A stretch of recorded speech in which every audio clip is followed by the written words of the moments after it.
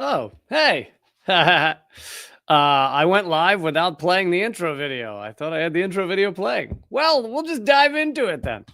Uh, all that does is cut away a minute of intro that you guys would have, intro video that you're bored of and you really would have loved. Okay, what is up, everybody? How you doing? Please click thumbs up, click share, click all those important things that make help fight the censorship and everything.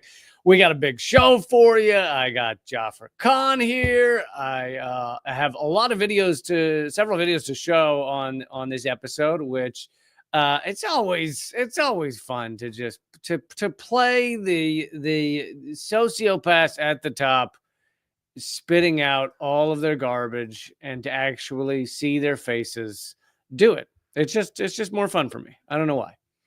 All right, but yeah, let's get going. Here's Jaffer. Hey, how's it going? I personally am furious I missed out on the intro. I love that song. I know that music, that royalty-free guitar music really gets you every time. Yeah. It does suck. You know, some people like the music. Some people hate the royalty-free stuff. But you can't play anything else because even if the band gives you permission, like Julian Casablancas gave me permission to use a Strokes song at the end of my comedy special that I put on YouTube, and they gave me a strike for using the song he gave me. So exactly. I mean, that's what you get for thinking someone can own their own music. Right, and have a right to use it how they see fit. Yeah. Okay, so I'm going to start with the lead story here, which is corporate media is having a bit of a meltdown right now, especially the liberal corporate media. I guess Fox News figures with Trump in office, they'll be doing okay. But MSNBC is going to be for sale soon. Comcast is apparently spinning it off, which means they are just done with it. So that's a big change. And of course, the numbers are collapsing amongst most cable news. They'll probably go up with Trump because everybody likes to see the clown show in action, but they're not going up enough. Like, they're going down every year. And adding to this mainstream media meltdown, Elon Musk tweeted out, "You're the media now," speaking to everyone on Twitter. And man, did that set them off. So I want to play this clip. It starts off, it's ultimately Morning Joe, the MSNBC's most popular show, of a Republican who now appears like a Democrat because everything has moved so far to the right that Republicans are Democrats now. Anyway, it starts off with the CEO of Axios, which is a liberal shit heap of a outlet, doing all they do all the same liberal stuff that you expect from New York Times or whatever, manufacturing consent for war, acting like Trump is the only problem, all that stuff. And here is the CEO of Axios giving a fiery speech about the state of mainstream corporate media. Everything we do is under fire. Elon Musk sits on Twitter every day, or X today, saying like, "We are the media. You are the media." My message to Elon Musk is bullshit.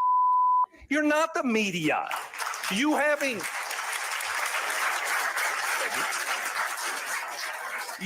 a blue check mark, a Twitter handle, and 300 words of cleverness doesn't make you a reporter. You don't do that by popping off on Twitter. You don't do that by having an opinion. You do it by doing the hard work. Now, this would be true if it weren't coming from people who have made it their mission, their job, their career, their hard work to propagandize and facilitate a genocide, to propagandize and manufacture consent for endless war, 4.5 to 6 million people killed by the global war on terror, to propagandize and run cover for corporations as they destroy workers' lives across this country and around the world, to run cover for corporate America as the environment collapses around us, and of course flood us with endless lies. and I'll list more of those in a moment. But what he's saying would be true if it weren't for that. And yeah, and it's hilarious. MSNBC being like, yeah, you don't become a news reporter by making a tweet on Twitter. You become a news reporter by working for the Biden administration, the way it's always been. By just spewing propaganda for our inverted totalitarian state. And yeah, hard work would be excellent if it was actual reporting meant to help people around this world, meant to help those who are struggling the most amongst us, meant to help workers, meant to help save the environment, meant to help stop the completely unsustainable capitalist destruction of our lives. If it were meant to do any of those things, but hard work to facilitate a genocide, which they have done, the liberal media and Fox News and the right wing have done for well over a year now. Okay, you worked very hard on concocting. Let's use a specific example. Concocting the New York Times expose on the Hamas rape allegations that have been completely debunked in every way. Yeah, you worked really hard on that. They worked for months on concocting that. And one of the journalists said in a podcast interview that she worked for a month trying to find witnesses or examples or video or proof of any kind and couldn't find any, but still needed to keep working hard on manufacturing that story. So hard work, it depends on what you're doing with it. Mm-hmm. And this guy's tone is just hilarious. Like, it's really like tantrum level tone that he's taking. He's like, these guys, this is bullshit. You guys, come on, you guys. It's like, look at that. Look at him in this still. It's like, dude, you don't seem very establishment in this moment, bro. So here is Morning Joe, MSNBC, with a big panel of people. And how do you think they respond to this hilarious, pathetic, and we haven't even gotten into what this is partially why their numbers are collapsing. The numbers of mainstream media are collapsing because people are learning about these lies. It doesn't mean there aren't a crazy number of lies on Twitter, on mainstream media. Absolutely there are. But we have also seen that online content like my own, like yours, has revealed what lying sacks of shit these people are. So that is part of the reason that their numbers are collapsing. Anyway, here's MSNBC's response to this amazing tirade. Yeah, come on, slow clap, everyone. First of all, I've got to say, extraordinary content. It needed to be said. Yeah. It continues to need to be said. When all of the garbage is flying around on social media, lying about reporters, lying about the hard work they do, lying about the hard work editors do, lying about everything up and down about not only their alternative set of facts, but alternative set of facts about what people like you do. Or if social media, people lying every day, every hour, every minute about the news. What you do matters. What the New York Times does matters. What the Wall Street Journal does matters. What Jonathan Lemire does matters. What the Financial Times does matters. What NBC News and MSNBC reporters do matters. It matters. This is what he says to himself in the mirror every day, getting ready for work. But this is so amazing coming specifically from these people. The people that, and by the way, he was around on media during the WMD stuff. Like, he is one of the people that put forward the WMD laughingly fake story in order to facilitate the utter destruction of an entire country, killing 1 million people. He's one of those guys who worked so hard to do that. And thank you for recognizing his efforts, Lee. Yes. I am recognizing the hard work. These people get up early in the morning to do this type of thing. I sat in makeup for 3 hours today. You think they're doing that on Twitter? They're not. But so we got WMD. We've got the hilarious 4 years of Russiagate that I made it about a full-time job during those 4 years to debunk everything they were saying, even though obviously people hear lies like that enough, they start to believe it's true. So you still have 50% or whatever percent of this country thinking that Russiagate hasn't completely collapsed. And these are some of the more recent lies. Of course, you have the lies that got us into Syria, the lies in Afghanistan, the lies across, that allowed us to destroy Libya, the lies that are facilitating this genocide, all of that. But let's go back a little further before these people's time. Our mainstream media has been doing this for decades. I mean, the Gulf of Tonkin, which got our boots on the ground in Vietnam, that was proven to be storm clouds. Our ship battled storm clouds. The former Defense Secretary McNamara said in a documentary that came out, 10, 15 years ago, that it was storm clouds, as many people had known. Of course, all the lies about the JFK assassination or the assassination of MLK or RFK or the failure to do any hard work to actually look into who assassinated those people. Like, this is what our mainstream media is, and it has been for many years or maybe forever. And here they are saying, no, it's the social media that has all the lies. Mm-hmm. And they're literally applauding each other in a actual echo chamber. They can literally a literal echo chamber. Exactly. What are they talking about? It's insane. And just to pick something that is specifically Morning Joe, not mainstream media in general.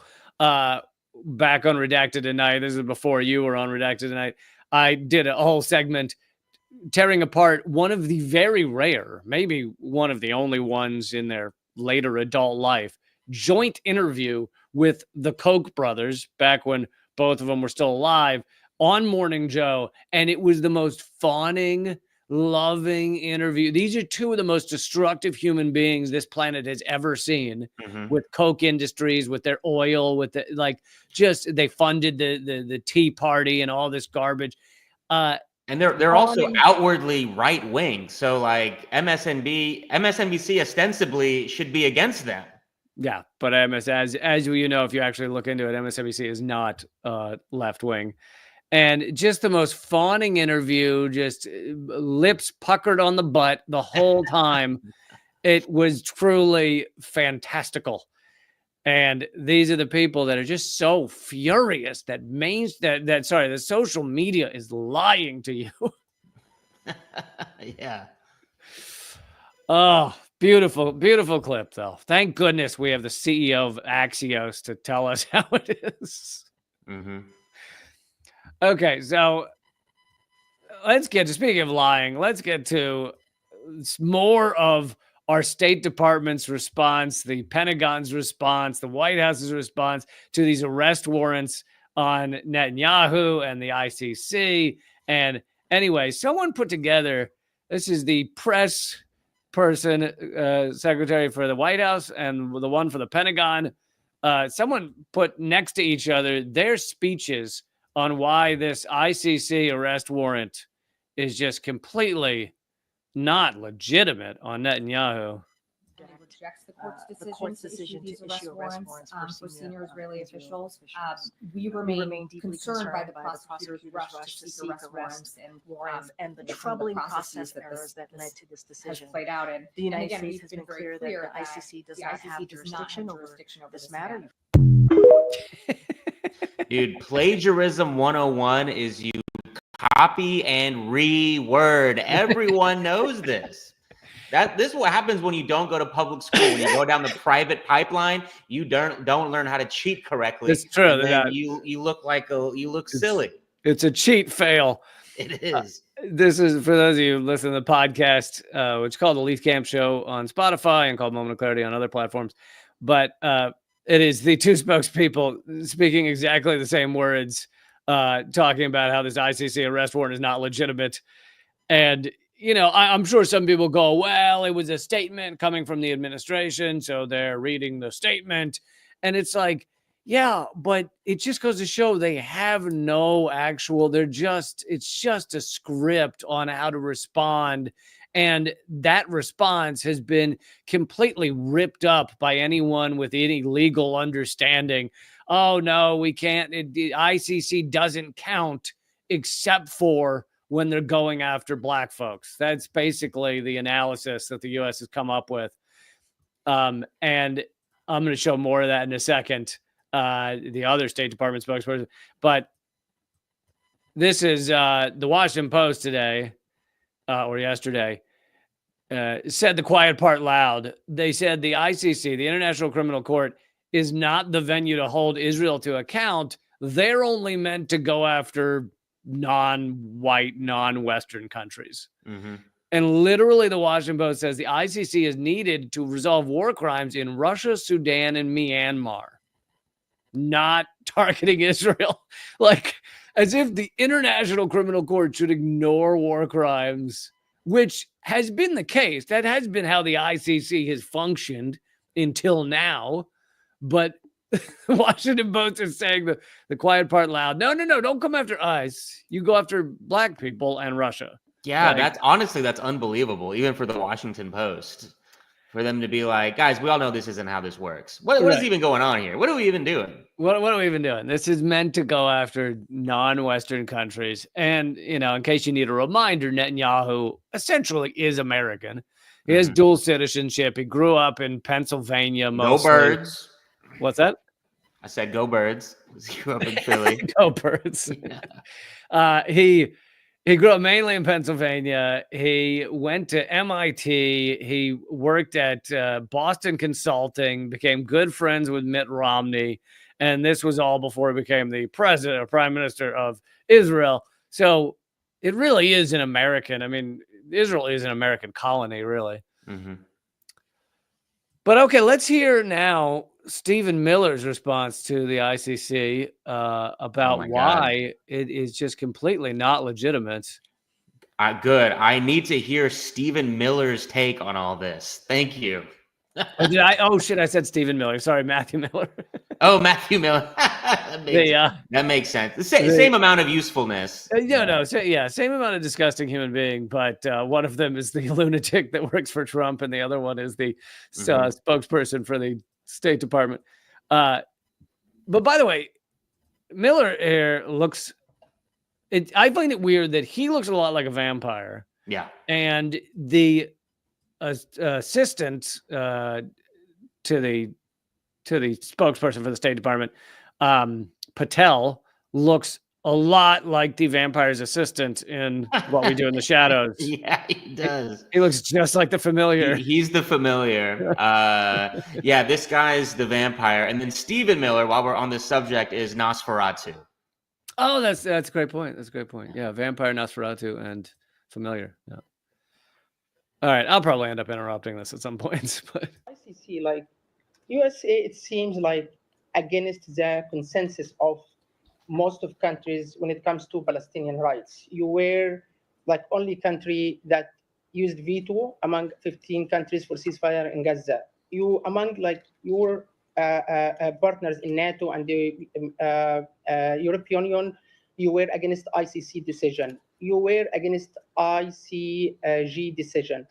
Like you were against most of consensus in everything came to Palestinian rights.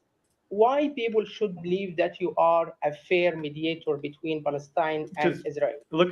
And just to repeat what he said, because it's a little hard to hear, the crowd's not mic'd as well as the spokesperson. He says, you've been against every single, legal statement, every single effort by Palestine for rights. You have never once sided with Palestinians on any of these things. Why are you a legal arbiter of this? Shouldn't you step out and say, oh, the ICC is doing their thing and we're going to let them do their thing? Look at the work that we have done over the past months trying to get an end to the war in Gaza. Look at the work we have done with each. Sorry, I'll keep going in a second. But trying to end the war in Gaza, they have literally sent missiles to Israel every 36 fucking hours. Every 36 hours, they send more missiles to rain down on children in Gaza. That is not working to end it. They could end it by cutting off the spigot of death weapons that they ship to them every goddamn day. I know I've used the analogy at least twice before, and so people are probably getting tired of it. But this is like a mass shooter in a mall, and his friend is standing outside talking to the press while it's going on, and he says, "Yeah, this is terrible. I'm really trying to stop this." And then every once in a while, the mass shooter sticks his head out the window onto the sidewalk, and the friend talking to the press gives him more guns and ammunition. He's just like, "Here's some grenades, here's some guns, head on back in." And then he turns back around to the press and goes, "We're really trying to end this. This is horrible. We need to stop this." And they're like, but also the mass shooter, he's a good guy. He's a good guy. Not a bad guy. He's doing his best, to resolve this situation. You got to use all those euphemisms. There's a situation that we're trying to resolve. Yeah, there's, they got an ongoing situationship, and it's getting pretty toxic. So we're trying to get in there and, give them a healthy breakup so they can both move on peacefully. And then the guy builds a pier outside the mall and says, "This is going to fix it. This is going to solve things." Exactly. We could keep going with this analogy for 9 hours. I am here for this analogy. Okay. Egypt and Qatar trying to get a ceasefire resolution. But And also, in all of these ceasefire so-called resolutions, we're talking 14 months of this shit. In all these ceasefire resolutions, it has come out, it's leaked, it's been revealed that Netanyahu has torpedoed every single one of these ceasefire negotiations intently, like efforted to make sure these fail because he wants to keep committing his genocide and ethnic cleansing. And the U.S. has never once outed him for that. Like, not once has this horrific spokesperson come forward and said, "Yeah, Netanyahu just trashed those ceasefires, just tore up the paperwork." So again, it is running cover for this genocide. Yeah, it's like when George Bush was reelected during wartime. In that same way, Netanyahu, he was not popular. He was not doing well. This wartime is going to keep him in office. It's completely ready to destroy the world just to stay in power. Yeah. All right. So let's keep going with his, I also wanted to ask this. How do you find yourself with that job? Like, what type of sociopathy do you have to be the front man of, like, the hype man of a genocide? To be sitting there and going, "Yeah, what? Like, dancing on the stage, trying to make sure it continues." I think, first of all, you have to be born with a silver spoon in your mouth as you're emerging from your reptilian egg from which you were birthed out of, which I believe Matt Miller fits the bill there. I'm going to need a drawing of that before this hour is up. I'll get you one. Yeah. But hold on, just let me finish. That would stop the killing and stop the suffering. But I think the this faulty premise, maybe the right way to say it. I think the issue underlying the question is, or the presumption in the question is, that the United States can force anyone to take a deal. We can't. The idea that the U.S. couldn't stop this shit immediately is so dumb and offensive. And I believe the person who posted this called it gaslighting. Like, again, the guy handing the bullets to the mass shooter going, "Look, the idea that I somehow could stop any of this is just crazy." And it's also like, well, then maybe don't be the fucking mediator then if you suck at this. Well, and let's not forget, the U.S. has been the one country vetoing so many of these things at the UN. They, veto Palestinian statehood. They veto demands for ceasefires. They veto... Exactly. They literally veto a ceasefire. How are you going to be mediating the ceasefire resolutions when you are vetoing the ceasefire? Well, and how do you say the idea that the U.S. could play any role in this while they're the ones literally vetoing it a lot of the time? Vetoing it, arming it. Yeah, it's absolutely. I cannot wait to stop seeing this guy's fucking face every week on my phone. It's like, excuse me, fudging face for the kids. Okay. Sorry. His friggin' face. I don't like it. I'm sorry. Oh, I'm sure whoever Trump puts in will be just a real looker. You're gonna, Yeah, gonna exactly. You get a much better face. I don't know who it's gonna be. We lost Toby Keith, so I don't know who Trump could possibly pick. But I look forward to it. Ted Nugent. There we go. Oh, that would be the best if he just put like Kid Rock or Ted Nugent as one of the spokespeople for the Pentagon. Yeah, I would prefer that to Matt Miller. I got to be honest. Who can judge let me Israel? just answer the question. Oh my God. We can work with our mediators and continue to put forward the best proposals possible. We can continue to push to try to get a resolution. But in all of these cases, it requires the underlying parties to say yes. It requires the parties to conflict to say yes. And we will continue to use the every diplomatic tool the United States has available to itself to try to end these conflicts. But it requires the parties themselves getting to a deal. One more. Who can judge Israel? Like the parties themselves, meaning Israel. Israel has stopped this over and over again.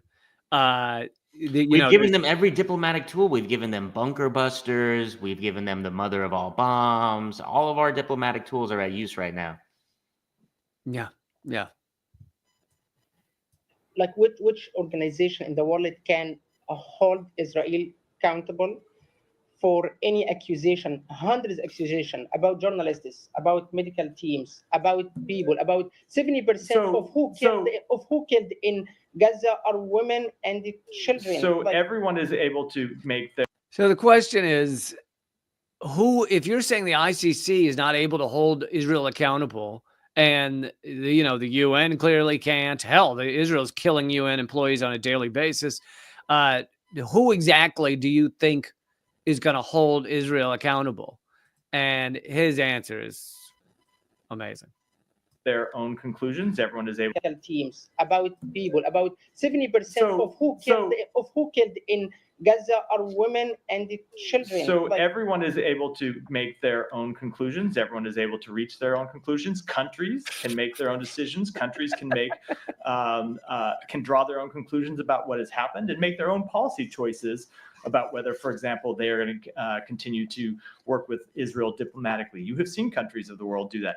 The ICC can make its own decisions. You have seen the ICC make its decisions. There are decisions that the United States disagrees with, but it did move forward on that decision. So everyone around the world has agency to make their own conclusion or to make their own decisions about the facts of these matters and pursue their own policy choices. And the United States will continue to do that. And of course, other countries will as well. Of course. So he completely shifts the goalposts of the question was who can hold Israel accountable? And his response was, who gets to, in their own head, say something? Oh, you could say something. I could say so. Who knows? Any country can say a thing. He completely changes from what the question actually is, which is what body can hold war criminals accountable like Israel? Mm-hmm. And he just shifts that to like everybody says certain things and doesn't. And of course, the nature of the reality of free will has been hotly debated by philosophers for millennia. That was the question of the reporter in the audience. Do you feel in humans have free will? Can you answer that for me? Because that's really important right now. No, it's utter gaslighting. It's like, oh yeah, I forgot about that. I forgot every country can just decide something. No, that's not the question. That's not what we're talking about. We're talking about intergovernmental bodies. We're talking about who holds war criminals, genocidal maniacs accountable. And, he gaslights, he shifts it to this idiotic answer. And he also goes in and countries can stop working with Israel. But of course, the U.S. has done everything they can to sanction, to harm countries that stop working with Israel. Like, that is the U.S. has actively worked very hard to make sure that most countries are not ceasing cooperating with Israel. So it's hilarious to say, oh, every country gets to make their own decision, and we will try and crush that decision if it's not the one that goes immediately, like exactly with what the U.S. empire wants. Yeah, it's just complete lunacy. Like they expect us all to like live in this fairy tale world. Like going back to like, yeah, the whole crux of this conversation about them, the US being the mediators in this conflict. It's like in real life, in civilian life, when there's a judge in a trial and it's found out that that judge has like a personal relationship with either side, either party, that judge then has to recuse, that's the word, right? Recuse himself. Yeah, recuse himself from or is supposed to. Yeah, from being the judge. But we understand that concept. We all agree Yeah. on that concept. But once we somehow cannot apply it to international law because the US is involved, and that we have to instead just go by whatever fairy tale logic they give to us. Okay. I'm going to skip the next one is him again, but responding to stuff about Russia. I may come back to that one, but I feel like everyone needs a break from his face. Thank you, Lee. Just you were getting my private DMs. I was blowing up your phone. I was like, Lee, I gotta get out of here, dude. Listen, I need a face break. Can I get a face break, please? Yeah. Okay, so instead we'll go to this is an interesting clip. Glenn Greenwald talking to Tucker Carlson about Syria, and a lot of what he says I'm going to agree with, but I also want to highlight what it seems that he and Tucker Carlson have never said, or I think they've never said it, but anyway. The thing that you said about encouraging Mike Johnson to speak to. Whoa. I always listen to these take it off cocaine mode. I always listen to these on a fast speed to get through them. But Glenn Greenwald already talks at 1.5, so yeah. The thing that you said about encouraging Mike Johnson to speak to Putin, which of course, as the third in line to the presidency, as you said, when they're proposing it to escalate a major war, of course you should want to understand the Russian perspective. This is what Tulsi Gabbard did in 2017 when she was a member of Congress and the Obama administration had unleashed this $1 billion a year CIA dirty war to change the government of Syria, to dislodge Bashar al-Assad from the government. And we fought along ISIS and al-Qaeda, who also wanted Assad gone. We were told those were our existential enemies for 15 years. We fought alongside them to do it. And so many of the weapons we sent ended up in the hands of al-Qaeda and ISIS and other Islamic radical groups in Syria. And Tulsi Gabbard, as a member of the military, but also as a member of Congress with constitutional responsibility to authorize or disauthorize a war, wanted to go to Syria and see what was happening for herself. And then she spoke with Syrian officials and got an opportunity to speak with the Syrian president. And based solely on that, she's now accused of being a Russian agent, being some sort of, treasonous sympathizer of Bashar al-Assad. This is the jingoistic climate that has been created, way worse than what prevailed in the Cold War. So a few things. I mean, yes, he's right, and I said that at the time, that this idea that you can't speak to world leaders if you're a fellow world leader is just so ridiculous and Cold War, not Cold War, McCarthyist. And they did this to Tulsi Gabbard. It was like, oh my God, she met with Assad. That must mean that she is now infected by his ideas. And they did this to Donald Trump when he met with Putin. They did it to Tucker Carlson when he interviewed Putin. They did it to Jill Stein for being at that event in Moscow that Putin was at and was at for about 12 seconds, even though she had gone to Moscow in hopes of meeting with Putin to talk to him about nuclear proliferation.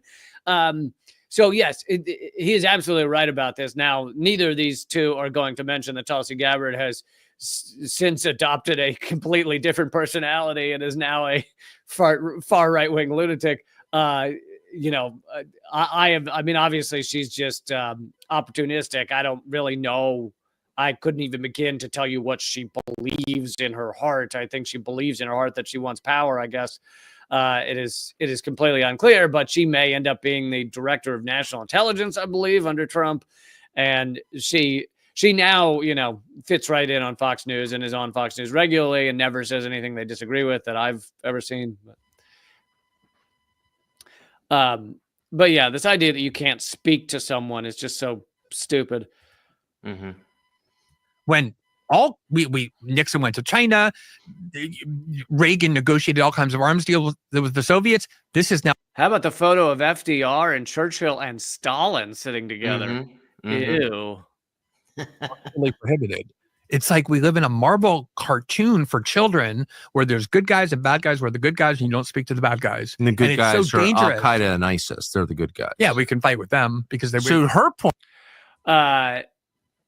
What Tucker Carlson's referring to is ISIS and Al-Qaeda. We heavily supported many of them in order to try to bring down Syria, to bring down Assad.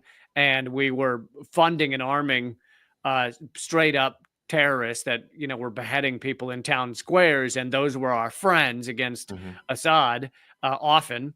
And this still, to some degree, still goes on today. I mean, I don't know that we're funding them right now, but some of the people that we did fund and have been connected with continue to work with like U.S. troops in Syria. The U.S. occupies like a third of Syria to this day. Point, I don't want to speak for Tulsi Gabbard, our new director of national intelligence nominee, but my view was I don't have any feelings about Assad or Syria, but it's a fact that government protected religious minorities, including an ancient Christian community there, and the Alawites, of which he's one, in that country for a long time, he and his dad. So why are they my enemy exactly? I don't understand. Like, why should I be opposed to Assad in Syria? Why should I be opposed to Vladimir Putin? And so he's largely right about this. I mean, why should we decide we need to hate certain people or governments specifically? The U.S. clearly is a huge fan of dictators if there are dictators and they work with us. We're a huge fan of governments that have political prisoners, that obliterate their enemies, that kill innocent people, that torture. As long as they're doing what the U.S. wants, then all those things are fine. So what is it about Syria that we're supposed to want to hate? And we continue to this day with especially our economic war on Syria, where 94% of the people are in extreme poverty. And we view that as a success. Yay, babies are starving to death. Yay, old people don't have medicine and they die, years before they should. Yay, that's all stuff that the U.S. is facilitating, making sure that happens. And we're supposed to celebrate it as good Americans. And so I'm agreeing with Tucker Carlson on that front. Now, I don't believe Tucker Carlson has almost said anything about the genocide in Palestine. I saw one clip where he basically just said that it doesn't look good for Israel, like it's a bad PR move. But he doesn't care for human beings. It's not like his foreign policy decisions, Tucker Carlson's, are based on some sort of care for humans or innocent people, because he doesn't care for Palestinians at all that I've seen. He just said it's bad. It's not great PR for Israel. Yeah, the only time he's mentioned a group of people is the Christian minority within Syria. So I think right. That says a lot about his populism. Yeah, he's become increasingly Christian, and I know he's a demon slayer. He's a real life demon slayer. He is? Oh, okay, good. I saw a clip from him on Joe Rogan where he was really scoffing at Joe Rogan for saying evolution was real. Mm-hmm. So Tucker Carlson's response was, what? I think all of the evidence shows that evolution's not real. Is it? Is that what the evidence said? Yeah. You got to look up the clip of him. That's what I was referring to, of him saying that he was attacked by demons one night when he was lying in bed, and you had to fight them off. Were the demons, what's his name, Carville? And no, he says literal demons. I think he means the episode where Jon Stewart came on and trashed a Crossfire show. Yeah, he meant Jon Stewart's writing room. Those are the demons. Yeah, the demons that crushed him. The other thing that that Tucker Carlson certainly has not mentioned that I know of, and I don't think Glenn Greenwald mentions, and and people can correct me if there's been some moment where they have mentioned this. I'm not saying they never mentioned the petrodollar. I think they mentioned its existence. But to me, if you're going to talk about the U.S. crushing Syria, which, Assad's still in power, but we've largely crushed the country. To me, like, top of the list of questions should be, well, why Syria? If it's to get oil, then why? We haven't stolen that much. We've stolen some. But if it's to get oil, then why? There's other countries with oil. Why Syria is that the one where we got to get them and really destroy them, and Iran, and the ones that are reserved for like our most largest level of ire, and just, fucking Iran and Syria and Libya and Iraq. And without exception, they all have a lot of oil and are either are or we're getting ready to sell it and mainly sell it outside of the petrodollar. It greatly threatened the U.S. ability to just print money and spend $1 trillion a year on military and not have that money collapse into meaninglessness. So to me, there's a list of countries that have oil. And by the way, Venezuela, our other most hated enemy, Venezuela has more oil reserves than any country on the face of the earth. Way more than even Saudi Arabia. And so the biggest fear for the U.S. is oil sold outside of the petrodollar. And so you're saying Tucker Carlson does not extend his critique to global capitalism. Interesting. I know. Why? Do you think it's just a little blind spot there? A little. Yeah. He'll figure it out. I have faith. Okay, I am switching topics away from foreign policy for a moment. And we're gonna show this amazing viral clip of a judge, believe it or not, just crushing the police. It's in court. It's wonderful. So we're gonna get to that in a second. But let me pause here and say, folks, we are getting close to Giving Tuesday. Okay. And it would be amazing if you can support this show. Join up at leecamp.net. Look, I know you're thinking of giving, maybe $100 to this organization or $100 to that organization. Some of you are. And this is $6 a month. Maybe sign up for like a year, and it's less than all those things. Anyway, you'd be supporting this show. It'd be 38 cents an episode, $6 a month. And that's at leecamp.net. Scroll down to become a member. And you get all kinds of great perks. You get my ebooks. You get my Zoom comedy special, all the stuff. So hope you will join up there. The other thing is I have a Zoom comedy special, another one coming up December 11th and 14th. And it's going to be a lot of fun. And it's $5. And it's features openers Eleanor Goldfield, Jonathan O'Donnell, Naomi Caravani. And it's going to be a great time. And that is $5. But yeah, it'd be 2 performances. The shows will be the same. I'll be performing the same stuff mainly. And come to either one that works for you. It's at leecamp.simpletix.com, leecamp.simpletix.com. And Joffrey, where can people follow your work? Just look me up on Instagram, TikTok, Joffrey Khan. I post videos, and also, especially on Instagram, you could catch my stand-up dates, especially if you live here in New York. I'm constantly performing in New York. Just New York and Bangkok. Those are the only two. You do 2 days a week in one city and 2 days a week in the other. Yeah, the New York-Bangkok run. I just kind of go back and forth on that. Thank you, Anchorman, for the donation, for supporting the show. Really appreciate it. Okay, let's get to this amazing clip. And it's 3 minutes long. It's all worth it, but I'll probably interrupt it at various times. So this guy, I mean, you'll see, but this is obviously a court trial, sorry, 1 second. Where the guy is accused by the police, and you'll see what he's accused of. Good morning, Mr. McClain. Sir, you're charged with interference with the duties of a public servant. You're facing up to 6 months in jail. and or $2,000 fine. We're going to do probable cause. You have the right to remain silent. Anything you say can or will be used against you. You have the right to have an attorney present. If you cannot afford one, one will be appointed to you. Yes, sir. An officer initiated a traffic stop in Harris County, Texas, after observing the defendant exceed a speed limit of 45 miles per hour and make unsafe lane changes. The defendant did not have his driver's license, but told the officer his name and date of birth. While the officer was running the defendant's name, he observed the defendant exit his vehicle, and the officer told the defendant to get back inside the vehicle. And the defendant responded, "Do I have to?"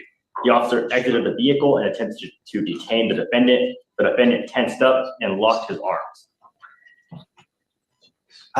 Everything is conclusory. What has he done wrong? What? It was the initial lane changes, unsafe lane changes, and the exceeding the speed limit that prompted the stop. And then at that point, he was just Stop.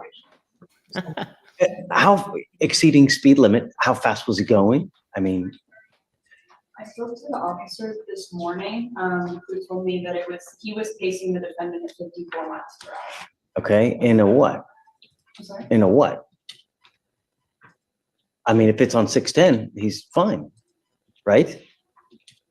And then he's interference duties. What is he interfering with? What did he do wrong? I think it was after the stop was initiated, the officer was running the plates. The defendant stepped out of his vehicle. The officer told him to get back in the vehicle. The defendant said, "Do I have to?" The officer told me that. And that's the basis of arrest?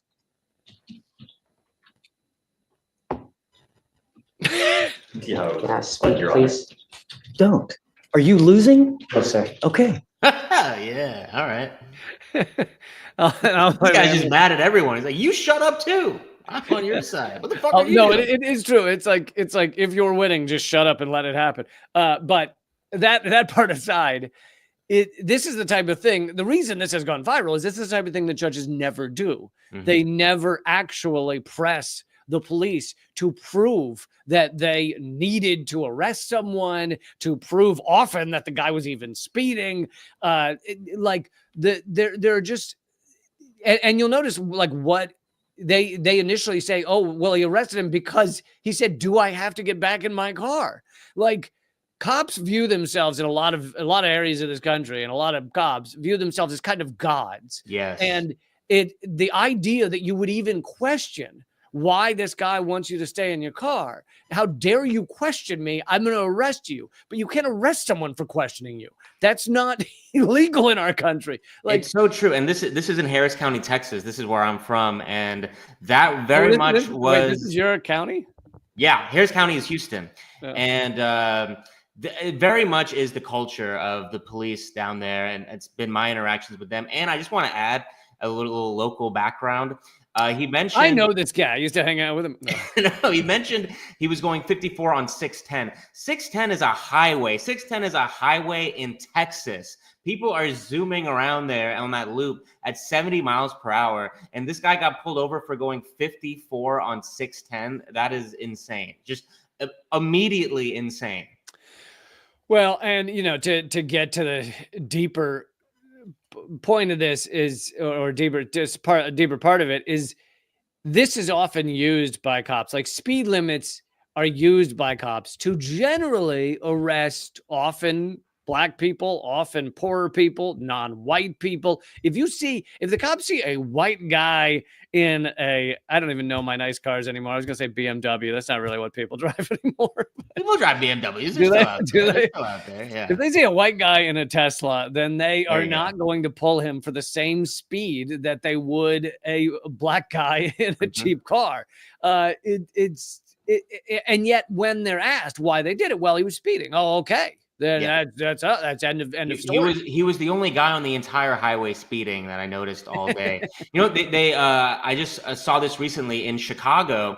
They pulled their automated traffic ticketer thing, like that they have the camera automatically gives you tickets, which obviously no one likes that, but they were able to analyze the data, and it showed how extremely racist the Chicago police were, because with the automated camera, the black people were getting about the same proportion of tickets to white people based on the population, but the Chicago police were like giving them like quadruple the amount of tickets. Like, you know, the police would really have you think that black people just like somehow cannot drive, don't know how to do it. That's a great point, that if you automate the ticket system, which of course annoys a lot of people, but if you automate the ticket system, all of a sudden you don't have the racial disparity. All of a sudden,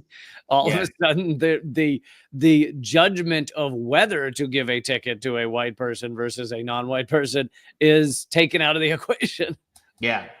And an automated security camera is less likely to beat the shit out of you. And that's true. As terrible as they are, I will take them over a cop. Very rarely has the camera just taken a baton to a kid's head. All right, let's see the rest of this though. And for those of you listening to the podcast, you can't see that this judge looks completely incredulous. He's just like, why is he in my court right now? He's got square glasses and a green bow tie. You gotta add that part.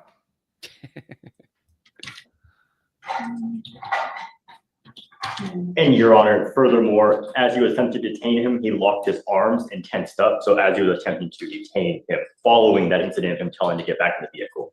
And it was that. What's the basis for arrest? It was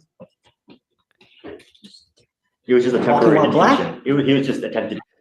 So, and I'm gonna keep it like, I just don't want to miss this. I just don't want to miss this part where he says he tensed his arms up. Well, that's once he's being arrested.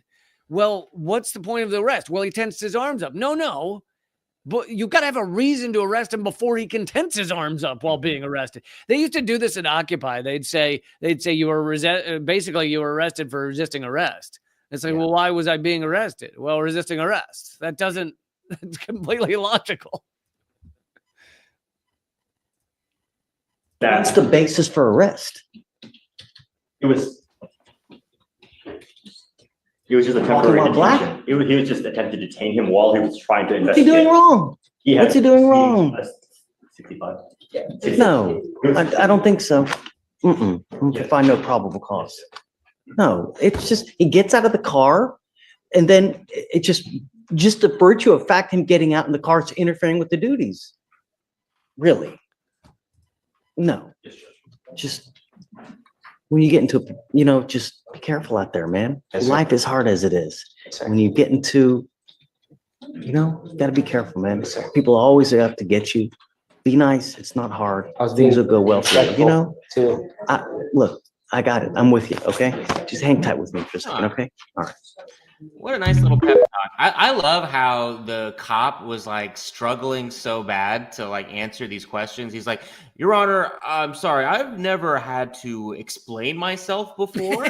I've never once explained myself. Can we please take a recess? The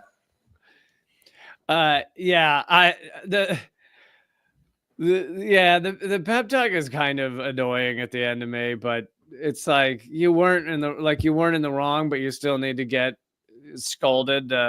You need to behave better out there. Really what the judge wanted to say, which I would have respected this more, but I also understand why you can't say this. What the judge wanted to say is like, look, it's a racist system, man.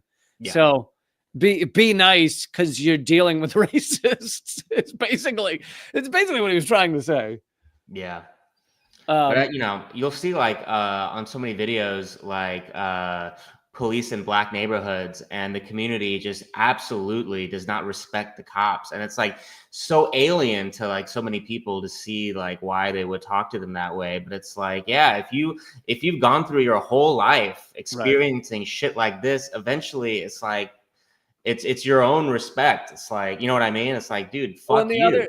And when you say go through your whole life, it's like, okay, so what do we do in this country? We fill, in most places, we fill the black neighborhoods, black and brown neighborhoods with cops in a far larger degree than, suburban areas, whiter areas. And so what your average white person who doesn't study this, doesn't care, maybe is apolitical, their view of cops is the 10 interactions they had over the course of their entire life, which were all them asking a cop for directions. Like, they've had almost zero interactions, or it was like they called a cop because a homeless guy was peeing on their lawn or something, and the cop came and took him away, or like. And so they just have this, which, of course, is complete bullshit. But to the white person, it's like, hey, it handled the problem. So to them, it is just, I've had all positive interactions with cops because of you're a white person in a suburban area. Whereas if you have cops wandering down your block every day of your life and they're looking for reasons to harass you, they're looking to question you, they're looking to grill you on something, they're looking to tell you you've done something mildly wrong that justifies their harassment, it's a completely different view of what this system is meant to do. Yeah, it's the exact same thing when like some dude, like some predator gets caught, and then like everyone who comes from his defense is like some man who's like, well, he's always been nice to me. He never did anything weird with me. He never put anything in my drink.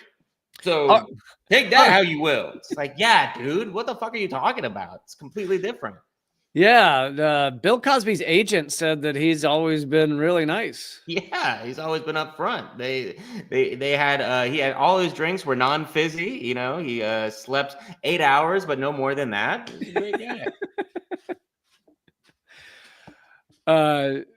Yeah, I had a guy a comedy booker, tell me the Bill Cosby story, and this is several years before all the allegations came out, and he goes, yeah, man, Bill Cosby was here a year ago, and I drove him from the airport, and he did his show and everything, and he was largely being pretty friendly, and then after the show, he goes into his dressing room, and a fan wandered back there and found his dressing room and like opens the door. And it was right as I went to stop her from going in. And she sees him and goes, "Oh, Bill." And he goes, and I go, "Oh, you can't be back here." And then Bill Cosby goes, "No, don't harm her and bring her in," and takes photos with her and everything. And then the moment she leaves and the door is closed, Bill Cosby is like, "If you ever fucking let someone in my dressing room," like just loses his shit. Also, he screamed at the guy for like bringing him Diet Coke instead of Coke. And these stories were like back before the accusations were like, wow, I was gonna say, honestly, much crazy. happier ending than I was preparing for something way worse. So No. Not a bad story. Yeah. My point was that pre-accusations, it was like, no way, Bill Cosby is a little mean. Exactly. Whereas now it's like, oh, that was not to happen. Yeah. I am heartbroken to learn this news about Bill Cosby. Okay, I want to. Well, first of all, let me say that congratulations to Uruguay, they have replaced their right-wing leader with another left-wing leader. Now, I haven't studied the guy. Guardian is calling him center-left. Other kind of right-wing publications have called him leftist. But I'm assuming that if Guardian says center-left, then it's probably more center-left than leftist.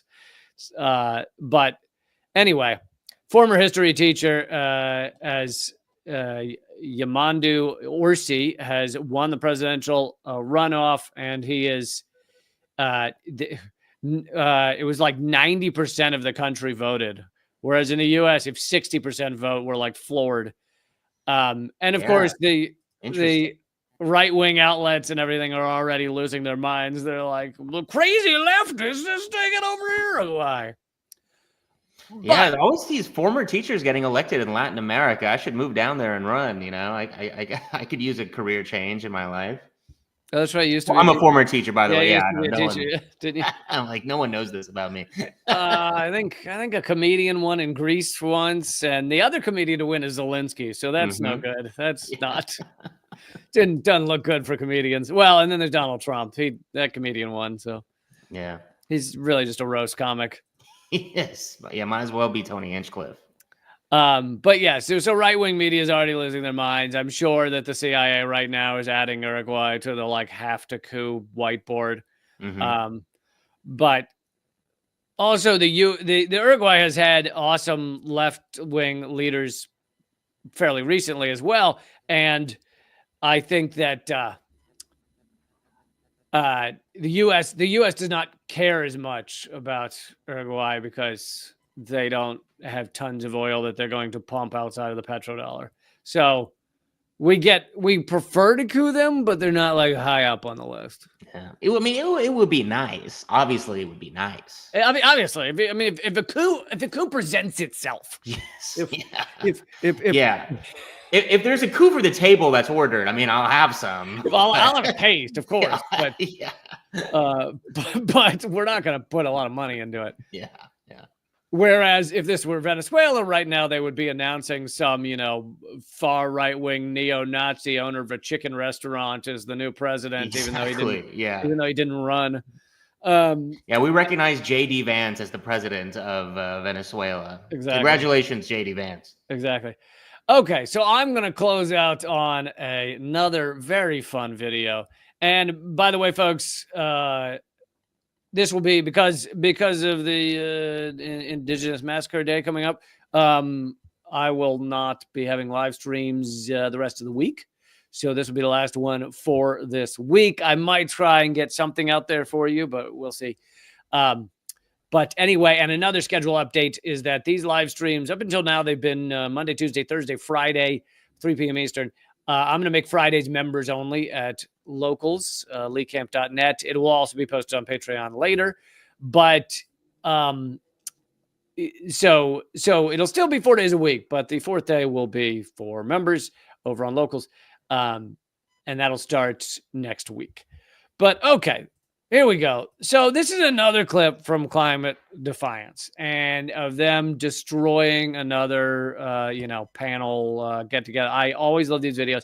I have to add a caveat that Climate Defiance did one of the dumbest, pathetic things I've seen in a while, which is taking all this awesome activist, let's destroy public outings of oil titans energy. They took all of that, and then whatever it was, 2 weeks or a month before the election, they go, we're all in for Kamala. And they sent out emails trying to justify this idiot move. Kamala and Biden, of course, have pumped more oil than even Trump did. They have allowed more oil drilling than Trump did on the leases. This does not mean Trump didn't try. Trump would love to pump more oil than anyone else. He just failed to because he puts idiots into office and they generally cannot run things as smoothly. So both of these people on the climate, on the environment are atrocious. Yes, Biden re-signed the Paris Climate Accords, but we've done nothing to try and stick with it. So it is meaningless. It was meaningless from day one. Anyway, them endorsing Kamala, and they even sent out some emails that are like, join us in donating. It just was the most pathetic. It's like, you are a climate movement. There's no need to endorse a corporate sack of shit. Anyway, that being said, I'm still going to show these videos because I get a lot of joy out of watching these sacks of human garbage have their lives ruined. Remember, it's Morbid Detachment Week. Oh, yeah. I get mid-level joy. There you go. Won't be that much joy. Thank you. So this is the CEO of Saudi Aramco, Saudi Arabia's largest oil company, or maybe only, I don't know. One of the biggest climate criminals this company is than anyone. And they were having a keynote address at MIT because, of course, MIT supports the destruction of the planet at every turn. And for those of you who listen to the podcast, obviously some of this will be tough to follow, but this is activists running into this keynote. And here it goes. Gianna Merton, you are the chief financial officer of the world's largest oil producer. You are knowingly burning the planet for short-term profit. How dare you? Saudi Aramco is a deathly institution. Thousands of people are dying of human-caused heat waves around the globe. Why is MIT celebrating a murderer and an existential threat to this planet? Stop drilling rigs. Saudi oil kills kids. No more drilling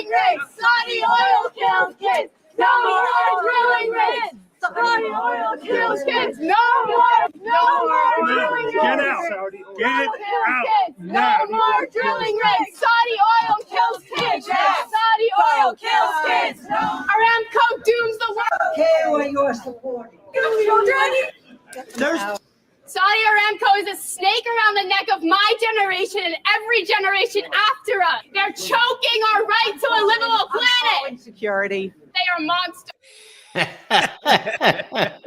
Calling security. I always love they're usually liberals, but the people in the audience that are like try and justify their horrific careers, horrific lives.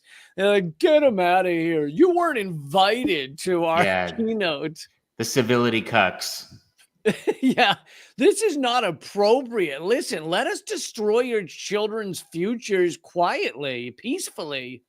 You know, you could look, we have a complaint box outside. That's the proper avenue. Exactly.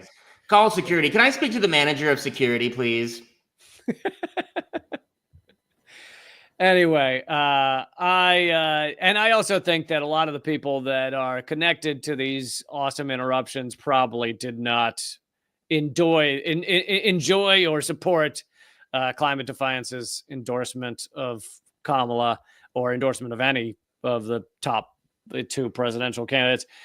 So I hope they keep doing this stuff. And if they have not fully avoided targeting Democrats, I think honestly that they are a bit naive and they don't understand that when you target these corporate criminals, you will eventually be completely thrown out by the Democratic Party. The idea that they could somehow work with the Democratic Party is laughable. There's no way they can continue to interrupt business as usual like this and be, arms open from the Democratic Party.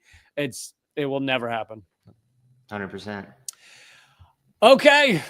Thank you, man. Everybody check out Jaffer's Instagram and Twitter. And I will see you in about a week, 6 days or something. Thank you, Lee. Thanks, everyone. Appreciate y'all. Yep.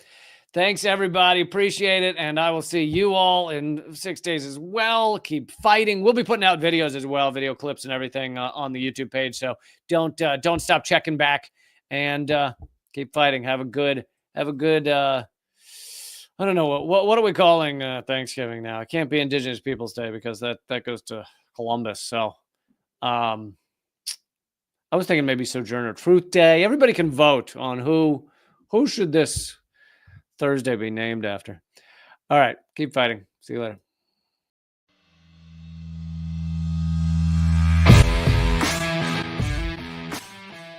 Well, brother, I salute you, though, man. You're one of the few that bring together this tremendous artistic talent and still be in such deep solidarity with oppressed people.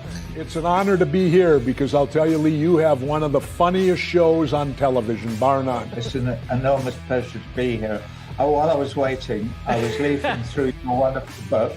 Same to you. I love your show. Be happy to come back anytime. Lee, this is one of the great honors of my long career, just to be in the same earth with you. I'm sure. We're just so blinded. We have so many blinders on because our society doesn't want us to know things. And so it takes shows like your show, and it is clearly designed to eradicate. Hey, good to see you. Hey, Jill, how are you? Julian, thanks for joining me. Honor to have you, brother. Consumerism is a theory that people should behave this way to help each other. It's not. Mr. George Galloway, thank you so much for joining me in these dark times. Always a pleasure, my friend. Thank you so much, Lee, for having me on. Keep fighting. Ha ha.